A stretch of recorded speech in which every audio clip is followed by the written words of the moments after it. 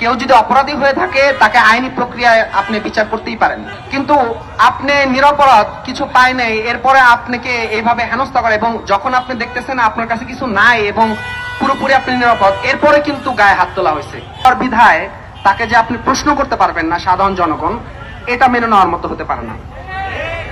আজকে ঢাকা বিশ্ববিদ্যালয়ে পড়ার কারণে কিংবা ঢাকা বিশ্ববিদ্যালয়ের মতো প্রতিষ্ঠানে পড়ার পর আমি যদি আক্রমণের শিকার হই, হয়তো এই কারণে আমি মোটামুটি আপনারা এখানে এসেছেন বা অনেকে আসছে, কিন্তু এখানে আমি বাদে যে কোনো একজন র্যান্ডম সাধারণ নাগরিক হতে পারতো, তখন কিন্তু হয়তো মিডিয়া কাভারেজ থেকে শুরু করে এত বড় কিছু হতো না, সবার সামনে আসতো না। আমরা দেখেছি ক্যাম্পাসে শিক্ষার্থীরা নিরাপদ নয়, ক্যাম্পাসে এই উদ্যানের ভিতরে এর আগে সাম্য হত্যাকাণ্ডের মতো ঘটনা ঘটছে, তার সুষ্ঠু কোনো তদন্ত আমরা এখনো পাইনি। তারপরে দেখেছি আমাদের বিশ্ববিদ্যালয়ের নারীরা হেনস্থার শিকার হয়েছেন।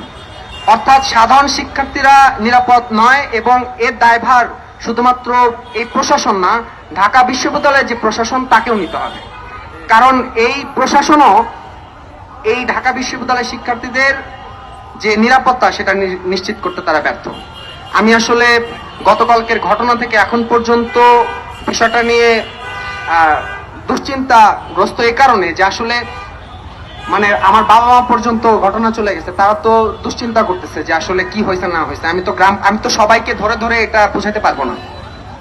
তা আপনাদের ধন্যবাদ এখানে আসছেন, এবং আমি বলবো যে শুধুমাত্র আজকে আমি হওয়ার কারণে না, এখানে যে কেউ হতে পারতো, ঢাকা বিশ্ববিদ্যালয়ের শিক্ষার্থী হতে পারতো কিংবা ঢাকা বিশ্ববিদ্যালয়ের বাইরে যে কোনো সাধারণ নাগরিক হতে পারতো। পুলিশের কোনো এখতিয়ার নাই যে কেউ যদি অপরাধী হয়ে থাকে তাকে আইনি প্রক্রিয়ায় আপনি বিচার করতেই পারেন, কিন্তু আপনি নিরপরাধ কিছু পায় নাই এরপরে আপনাকে এইভাবে হেনস্থা করে এবং যখন আপনি দেখতেছেন আপনার কাছে কিছু নাই এবং পুরোপুরি আপনি নিরাপদ, এরপরে কিন্তু গায়ে হাত তোলা হয়েছে। আমার মাথায় আঘাত করা হয়েছে, আমার পায়ে আঘাত করা হয়েছে, হাতে আঘাত করা হয়েছে। আমি ঢাকা মেডিকেলে আমি এটার যে চিকিৎসা সেটা আমি নিয়েছি। আপনি যদি দেখেন আমার মাথার এই পাশটাতে একটা বাড়ি দেওয়া হয়েছে। তো এই হলো পরিস্থিতি, বলার মতো আসলে কিছু ভাষা নেই। এখানে যারা উপস্থিত ছিলেন, বিশেষত ঢাকা বিশ্ববিদ্যালয়ের শিক্ষার্থীরা, সবাইকে আমি ধন্যবাদ দিয়ে শেষ করতে পারবো না।